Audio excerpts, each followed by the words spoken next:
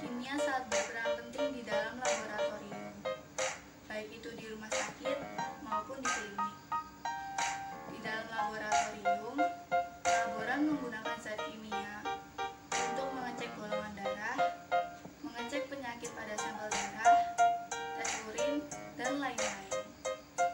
Hal yang berkaitan dengan bidang kesehatan yaitu bidang kedokteran.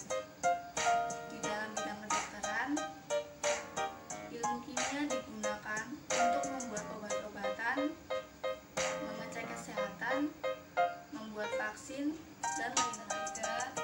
Peran kimia dalam bidang biologi dan fisika.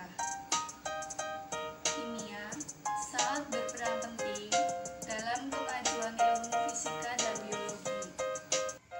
Misalnya, penemuan kristal cair yang